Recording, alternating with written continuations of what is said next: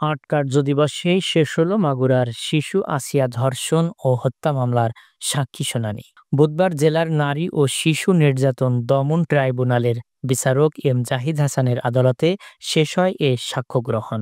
শেষ দিনে ঢাকা মেডিকেলের ফরেনসিক বিভাগের ২ চিকিৎসকের সাক্ষ্য গ্রহণের মধ্য দিয়ে শেষ হয়। এ নিয়ে মামলার বাদীসহ মোট ২৯ জনের সাক্ষ্য নেওয়া হলো। আগামীকাল ৩৪২ ধারায় আসামি পরীক্ষার দিন ধার্য করেছে আদালত। সকাল ১০টার দিকে শুনানি শুরু হয়ে শেষ হয় ১১টার দিকে। এর আগে সকালেই ঝিনাইদহ জেলা কারাগার থেকে প্রধান অভিযুক্ত হেটু শেখ সহ সকল আসামিদের আদালতে হাজির করা হয়।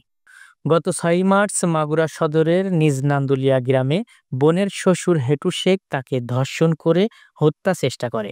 পরে চিকিৎসাধীন অবস্থায় ১৩ই মার্চ রাজধানীর সম্মিলিত সামরিক হাসপাতালে শিশু আসিয়া মারা যায়। এ ঘটনায় শিশু আসিয়ার মা আয়েশা আক্তার বাদী হয়ে মামলা দায়ের করে। এ মামলায় ১৩ এপ্রিল পুলিশ চার্জশিট দাখিল করে। পরে ১৩ এপ্রিল অভিযোগ গঠনের মধ্য দিয়ে বিচার কাজ শুরু হয়। গত ২৭ এপ্রিল মামলার সাক্ষ্য গ্রহণ শুরু হয়।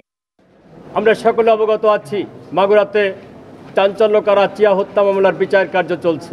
আজকে নবম দিনের মতো সাক্ষীর জন্য দিন ধার্য ছিল। বিজ্ঞ আদালতে আমরা ২ জন সাক্ষীকে উপস্থাপন করেছিলাম। ঢাকা মেডিকেলের যেনারা ময়না তদন্ত প্রস্তুত করেছেন, সেই ২ জন সাক্ষীকে হুজুর আদালতে আমরা উপস্থাপন করেছি। আসামি পক্ষ থেকে তাদেরকে জেরা করা হয়েছে।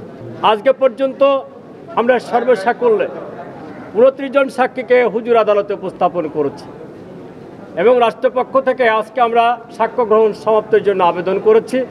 মৌখিক আবেদনের প্রেক্ষিতে বিজ্ঞ আদালত আমাদের আবেদন মঞ্জুর করে রাষ্ট্রপক্ষের সাক্ষ্য সমাপ্তির ঘোষণা করেছেন এবং আগামীকাল আসামি পরীক্ষার জন্য, যাকে 342 বলা হয়, আসামি পরীক্ষার জন্য দিন ধার্য করেছেন।